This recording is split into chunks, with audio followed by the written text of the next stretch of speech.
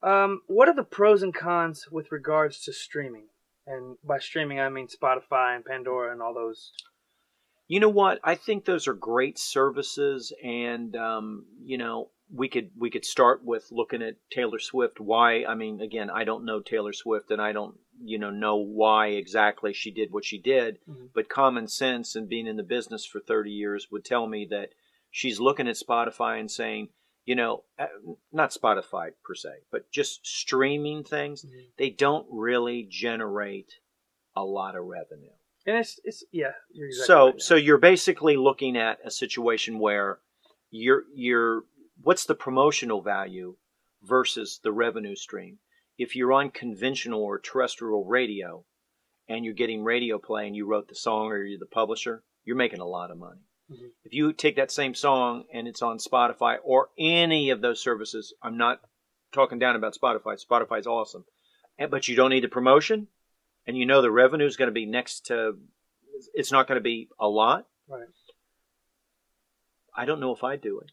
Right now, I'm an upcoming artist. Spotify will pair me with major artists that are in my genre. Absolutely. So, great promotion tool, and Absolutely. Everybody's streaming music these days. So when you're up and coming, even if it's your first or second single, You got nothing to lose. right? You got nothing to lose. So it's a different model, new industry. I think that the whole Right. industry's headed that way, and there's a lot of great things. And you just have to look in your journey, where you're at in your journey, and really make the decision of. Absolutely. Yeah. I would totally agree with that. So let's just talk about this really quick, because there's tons of songwriters and artists, and everybody. This kind of applies to everybody. Mm-hmm. We're going to take Spotify and just do a quick thing on streaming. And Spotify seems to be that company that really is on the forefront of the streaming Kind game. of the tip of the spear. Yeah, yeah. So right now they're paying, as of November 18th, 2014, they're paying between 0.006 of a cent, and I guess if you get up and you're a bigger artist, 0.0084 of a cent per stream, which doesn't amount to a lot of money. And there's two ways to look at it. That's 6,000ths of a cent per stream. Right. Yes. 6,000ths. Not. So I mean that's a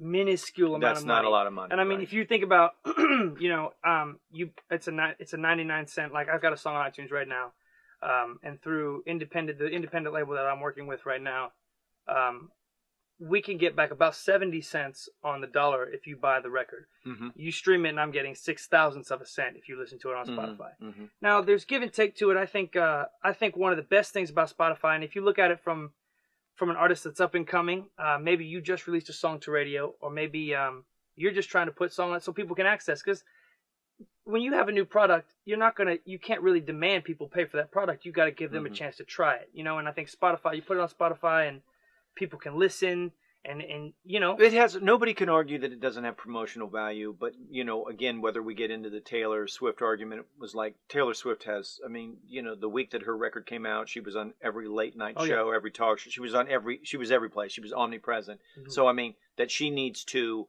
reinforce what Spotify's doing. And again, it isn't Spotify; it's a lot of the streaming places. So we're just using that as the example. But if you don't need the promotion, you're not really going to get compensated extremely well, even though what they're doing is totally above board. It's totally cool, and it has a huge value if you have a new product or you're a new artist. Right. Nobody can deny that fact. And I think and even at that level, the Taylor Swift level, you look at guys like Dave Grohl, who has a completely different outlook on Spotify than Taylor Swift does. And I think one of the biggest things about Spotify is this is where the industry's headed. I mean, this is where the world's headed. We're streaming music. I mean, music is being streamed, and I'm a musician who is making and wants to make money from songs that I write and perform. Right.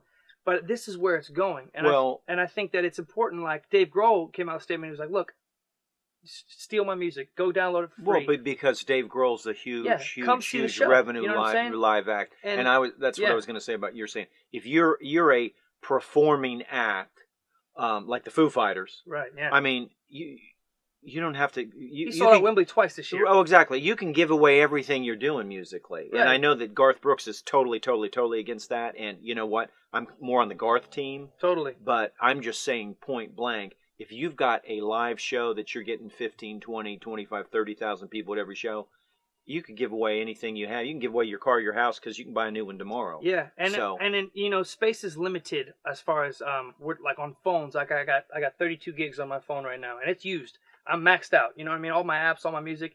Spotify allows me to listen to artists constantly, and like as where Taylor Swift's record would eventually, because it automatically kicks stuff off my phone, she'd eventually fade off of, so the Foo Fighters would eventually fade off when new music came on my phone. But I can listen to Foo Fighters year round on Spotify, and that keeps you present in the minds of your audience, until your next record. So there's definitely pluses and minuses. There's two sides to the story. Absolutely. Definitely. And I'm personally a fan of Spotify, and they're going to be here to stay, and I think that's where the industry's headed. So awesome. Okay.